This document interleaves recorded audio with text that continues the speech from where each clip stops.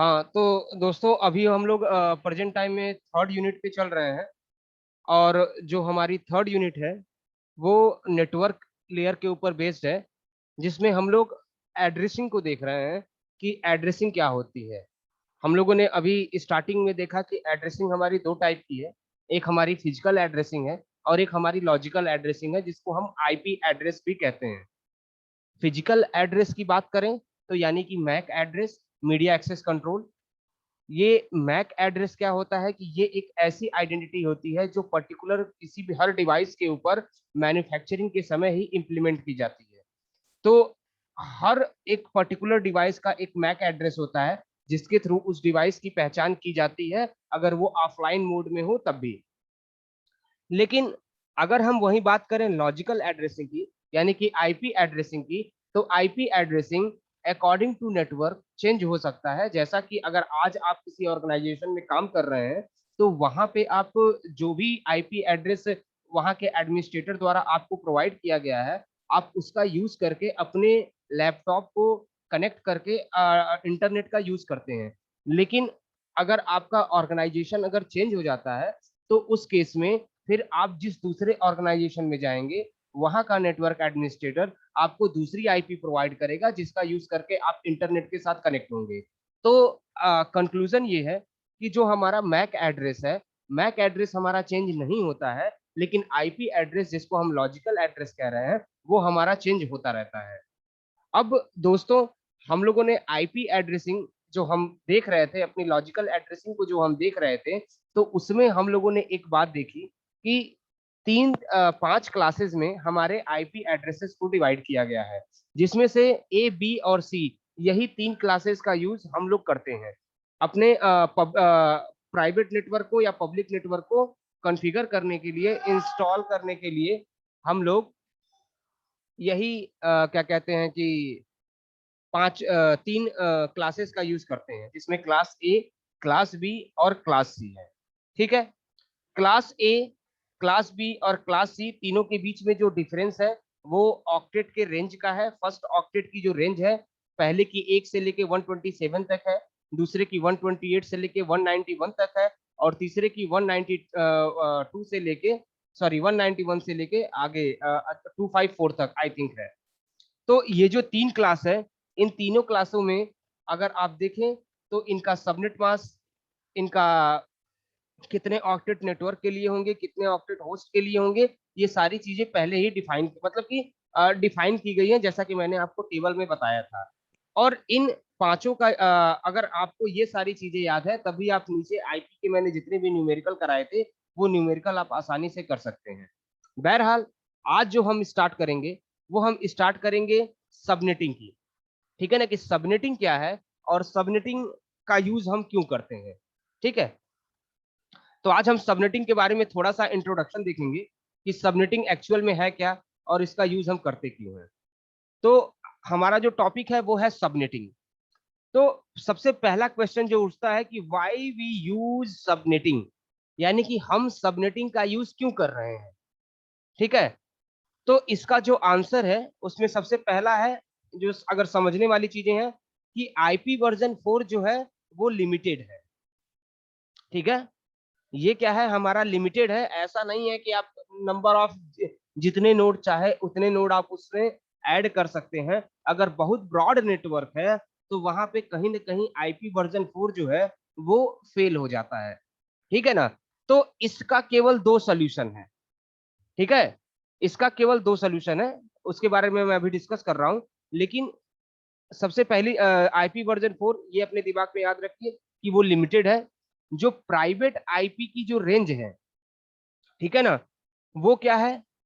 Class ए की बात करें तो 10.0.0.0 से, मैं बता दूं ये पूरी सीरीज है। पूरी सीरीज का मतलब क्या होगा, ये यहां से लेके कहां तक जाएगा, 10.255.255.255। और अगर इस ये 192 वाली रेंज की बात करें, तो ये भी यहां से स्टार्ट होगा 192 से लेके लास्ट कहां जाएगा, 255.255। .255। ठीक है, तो ये तो प्राइवेट आईपी है जो कि आईपी वर्जन 4 में प्रोवाइड की गई है, जिसके लिए अगर हमें किसी ऑर्गेनाइजेशन में नेटवर्क को डिजाइन करना है, आईपी प्रोवाइड करनी है, तो हम इस प्राइवेट आईपी का यूज करेंगे, जिसके लिए हमें कोई भी कॉस्ट पे नहीं करनी पड़ती। ठीक है, लेकिन हमें ये पता है कि आईपी वर्जन 4 लिमिटेड है, इसलिए अगर नंबर ऑफ नोड बहुत ज्यादा होते हैं, वेरी लार्ज स्केल पे होते हैं, तो वहां पे कहीं ना कहीं आईपी वर्जन 4 आपका फेल हो जाता है, हम उतने नोड्स को आईपी प्रोवाइड नहीं कर सकते। तो इसका सोल्यूशन क्या है? इसके दो सोल्यूशन है, या तो आप सबनेटिंग करिए और या तो आप आईपी वर्जन 6 में चले जाइए। यानी कि या तो सबनेटिंग का ऑप्शन यूज कीजिए, या तो आप आईपी वर्जन 4 को छोड़ के आप आईपी वर्जन 6 को अडॉप्ट कर लीजिए। जिसमें मैंने आपको, हम लोग जब स्टार्टिंग में पढ़ रहे थे तो मैंने आपको बताया था कि आईपी वर्जन 4 और आईपी वर्जन 6, ये लॉजिकल एड्रेस जो है ये दो पार्ट में डिवाइड किया गया है, जिसमें से आईपी वर्जन 4 का यूज एक लार्ज नेटवर्क को इम्प्लीमेंट करने के लिए किया जाता है, लेकिन अगर वेरी लार्ज नेटवर्क है तो उस केस में हम आईपी वर्जन 6 का यूज करते हैं।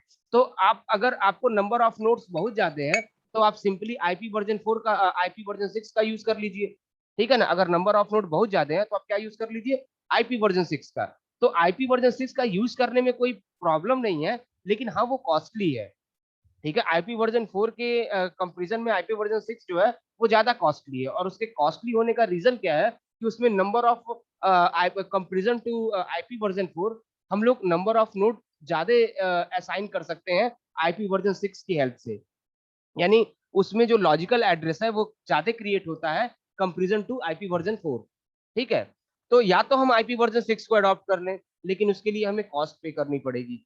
तो जो सबसे अच्छा तरीका क्या है, हम सबनेटिंग कर लें, कि अगर हम अकॉर्डिंग टू नेटवर्क अगर हम सबनेटिंग करते हैं, तो हम उसी आईपी को नंबर ऑफ आई अलग अलग लॉजिक नेटवर्क्स में, एक ही नेटवर्क आईडी को कई सारी नेटवर्क आईडी में हम लोग डिवाइड कर देंगे, और अलग अलग नेटवर्क को हम लोग उसको प्रोवाइड कर सकते हैं। ठीक है, तो हमारा जो आज का जो हमारा जो ये लेक्चर चलेगा, अब वो सबनेटिंग के ऊपर चलेगा कि सबनेटिंग क्या है और सबनेटिंग से कैसे हम अपनी प्रॉब्लम को रिजॉल्व कर सकते हैं। ठीक है, तो हम अब सबनेटिंग की तरफ चलते हैं, क्योंकि हमारे सब्जेक्ट में, हमारे सिलेबस में भी आईपी वर्जन 4 ही है, आईपी वर्जन 6 नहीं है। ठीक है ना, तो आईपी वर्जन 4 को ही लेके चले, तो हम सबनेटिंग इस प्रेजेंट टाइम में किस पे कर रहे हैं? आईपी वर्जन 4 पे। तो हम इसी टॉपिक को अपना आगे लेके चलते हैं।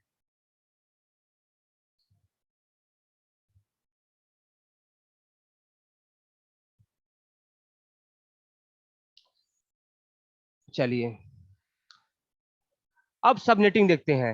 नेटवर्क, इसकी डिफिनीशन क्या है? Network within a network और logical division of IP address.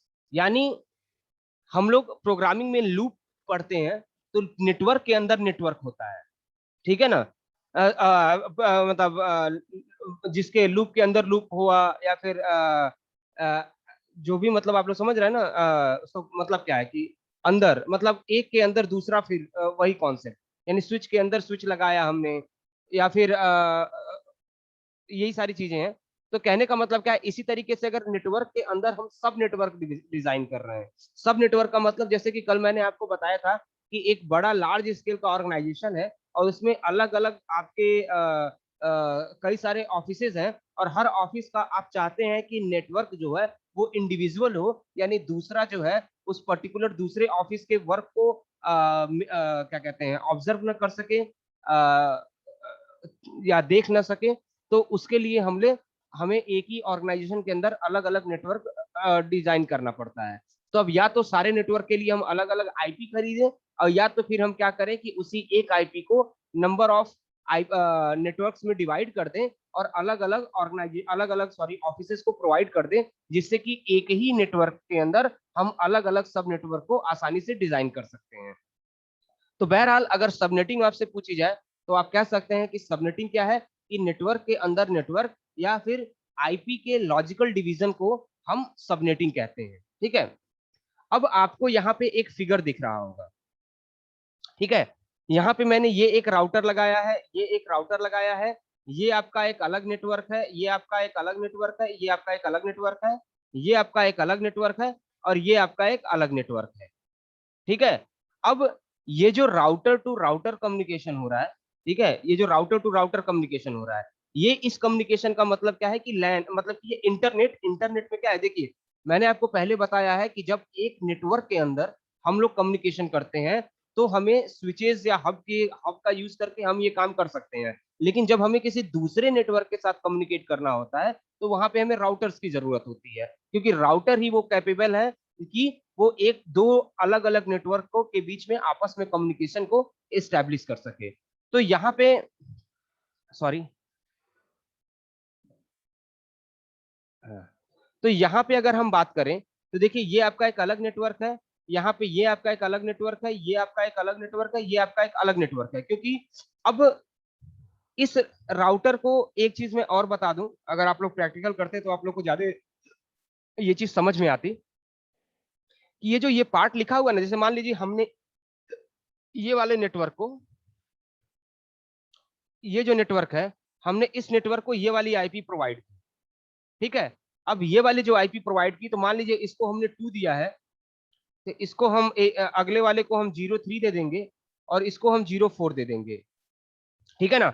और अगर हम वही चाहें कि यही सेम रेंज की आईपी को हम यहां भी प्रोवाइड कर दें इस नेटवर्क में, ठीक है ना, तो वो कॉन्फ़िगर नहीं होगा।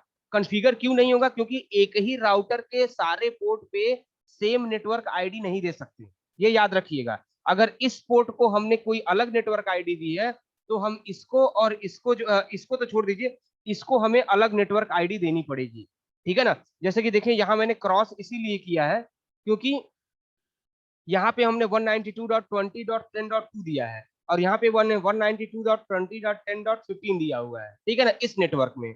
अब कहने की बात क्या है कि अगर हम इसका क्या कहते हैं नेटवर्क आईडी निकालें तो हमें पता है कि ये क्लास सी की आईपी है, तो इसका नेटवर्क आईडी क्या होगा? 192.20.10.0, ठीक है ना। और वहीं अगर इसकी भी बात करें तो ये भी 192.20.10 मतलब और डॉट जीरो। तो दोनों की नेटवर्क आईडी की बात करें तो दोनों का नेटवर्क आईडी जो है, वो दोनों का नेटवर्क आईडी जो है वो आपका सेम हो जा रहा है। तो चूंकि दोनों का नेटवर्क आईडी सेम हो जा रहा है तो एक राउटर के पोर्ट्स को हम, मैं आपको बार बार ये अपने दिमाग में बैठा लीजिए, क्योंकि जब भी आप फिजिकली उसको कॉन्फ़िगर करने जाएंगे तो दो पोर्ट को आप सेम नेटवर्क आईडी नहीं दे सकते, ठीक है। तो ये अपने दिमाग में बैठा लीजिए कि जब भी दो पोर्ट को हम, एक राउटर के अलग अलग पोर्ट को अगर हम कॉन्फ़िगर कर रहे हैं तो उस केस में क्या होगा कि हम दोनों पोर्ट को अलग अलग नेटवर्क आईडी देंगे। Same network ID same router के दो पोर्ट को असाइन नहीं की जा सकती, ठीक है। दूसरी चीज, तो इसीलिए देखो यहाँ पे मैंने जो है ये दूसरी वाली आईपी दी है जिसको मैंने यहाँ करेक्ट किया हुआ है, क्योंकि जब ये आपको देखेंगे तो ये आपकी क्लास ए में जा रही है और इसकी नेटवर्क आईडी क्या हो जाएगी? 15.0.0.0, ठीक है ना। तो ये नेटवर्क आईडी और ये नेटवर्क आईडी दोनों डिफरेंट है, इसलिए राउटर के इन दोनों पोर्ट पे ये इसको एक्सेप्ट किया जाएगा। अदरवाइज अगर वो सेम नेटवर्क आईडी है तो उसको एक्सेप्ट नहीं किया जाएगा। जैसा कि देखिए यहाँ पे नोट्स में लिखा भी हुआ है कि same network ID not configured in same router two interfaces, ठीक है ना। इंटरफेसेस मतलब वही पोर्ट की मैं बात कर रहा हूँ कि same network ID same router के दो इंटरफेसेस पे कॉन्फ़िगर नहीं की जा सकती है, इसीलिए राउटर के दोनों पोर्ट पे हमें अलग अलग नेटवर्क आईडी ही बनानी पड़ेगी ताकि ये आइडेंटिफाई हो सके। जैसे होता क्या है ना कि मान लीजिए इस राउटर से अगर डाटा आया, ठीक है ना, तो अब इस राउटर से अगर वो डाटा आया तो वो देख रहा है कि इस राउटर से दो इंटरफेसेस लगे हुए हैं, एक पहला इंटरफेस और ये एक दूसरा इंटरफेस, ठीक है ना। तो अब उसको डाटा इस या तो इस लाइन में भेजना है या तो इस लाइन में भेजना है। तो यहाँ पे अगर सेम नेटवर्क आईडी होगी, क्योंकि वो नेटवर्क आईडी से ही, हम मैंने आपको पहले भी बताया कि नेटवर्क आईडी से ही उस होल नेटवर्क की पहचान होती है, यानी वो नेटवर्क जैसा भी हो लेकिन उसकी पहचान उसके नेटवर्क आईडी से होती है।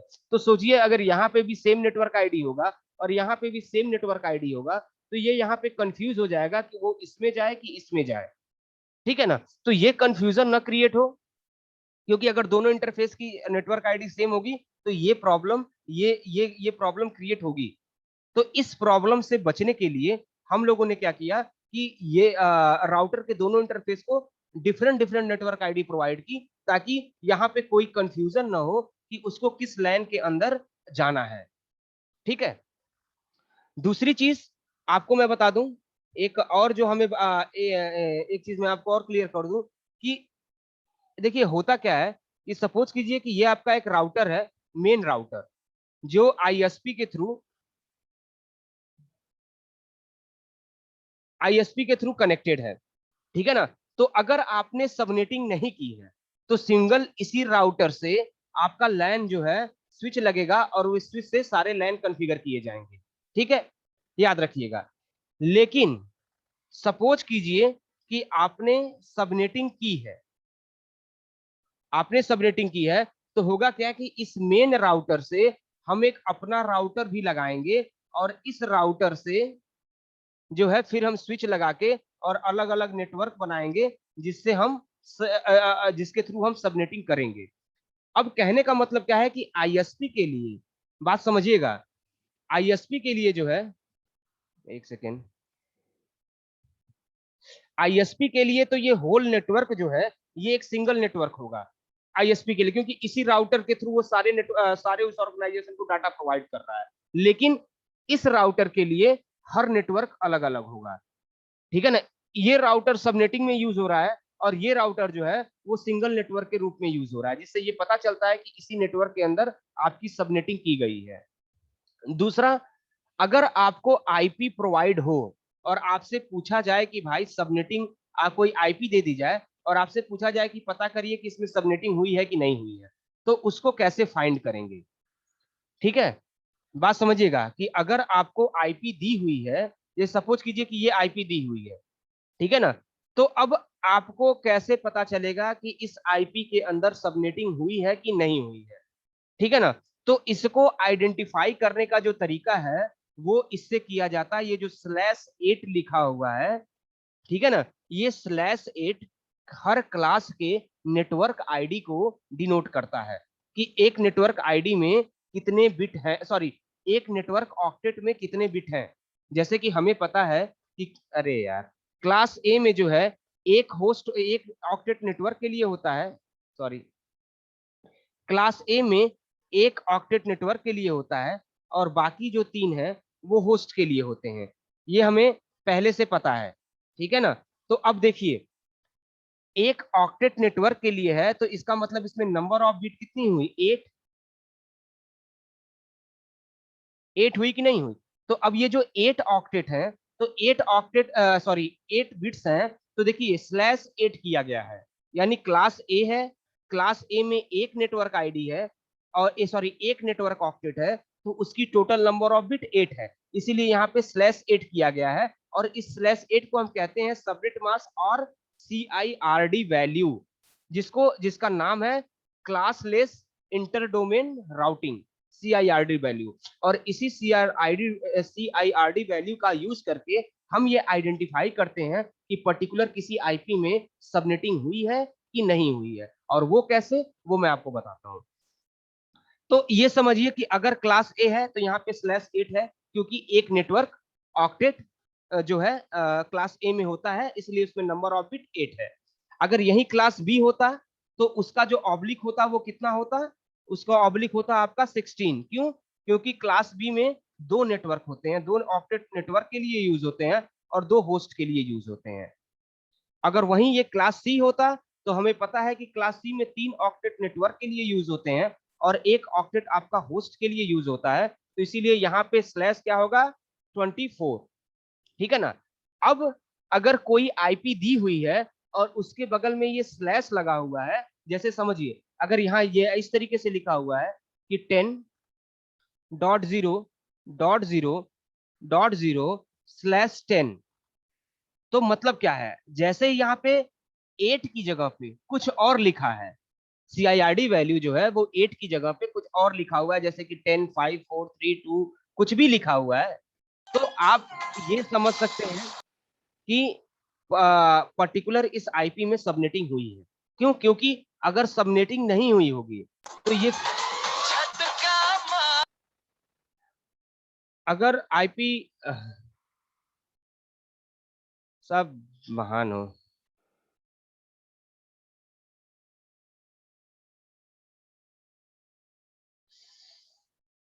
तो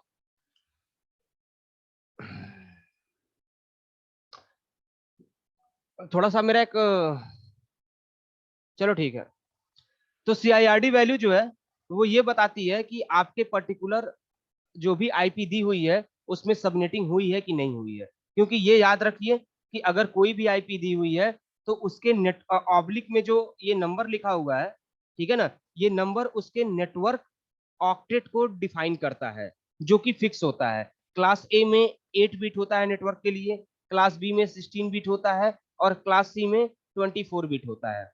तो अगर आप इस 8 बिट, 24 बिट या 16 बिट, अगर ये लिखा हुआ है क्लास ए के साथ 8 बिट ऑब्लिक लिखा हुआ है, क्लास बी के साथ ऑब्लिक 16 बिट लिखा हुआ है, या क्लास सी में ऑब्लिक 24 बिट लिखा हुआ है, तब तो आप कंफर्म हो जाइए कि भाई ये इस आईपी के साथ सबनेटिंग नहीं हुई है। लेकिन अगर आप देख रहे हैं कि क्लास बी की आईपी है, मान लीजिए 128.3.2.1/17, तो इसका मतलब क्या है कि हम पहले तो ये देखेंगे, ये देखने से हमें पता चलेगा कि ये क्लास बी की आईपी है। फिर हमको पता है कि क्लास बी में 2 नेटवर्क ऑक्टेट होते हैं, यानी कि उसका CIRD number /16 default by default होना चाहिए। ठीक है, उसका जो है बाय डिफॉल्ट जो है वो 128 होना चाहिए।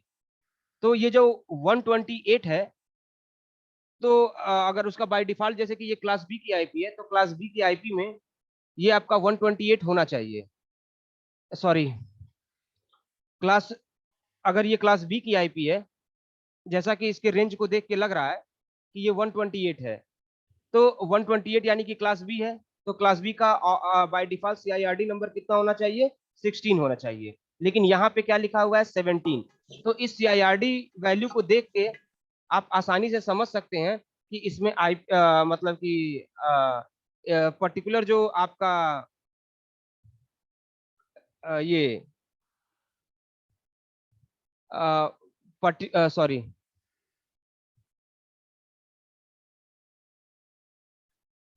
इसको देख के ये शो होता है कि आपका मतलब पर्टिकुलर जो आईपी है उसमें सबनेटिंग हुई है कि नहीं है। कुल मिला जुला के ये जान लीजिए कि CIRD नंबर, जैसे कि क्लास ए में नेटवर्क ऑक्टेट फिक्स होता है, उसी तरीके से CIRD नंबर भी फिक्स होता है। तो अगर CIRD वैल्यू की, किसी भी क्लास की CIRD वैल्यू में चेंज होता है, तो इसका मतलब ये है कि आप उसमें जो है, उस जो पर्टिकुलर जो आपका वो नेटवर्क है, उस नेटवर्क में कहीं ना कहीं सबनेटिंग की गई है। तो ये सबनेटिंग की पहचान है। जैसे कि आप यहीं देख लीजिए, अगर आप इसकी बात करें तो ये आपकी क्लास सी की आईपी है, और क्लास सी की आईपी का बाय डिफॉल्ट CIRD नंबर जो है वो 24 होता है।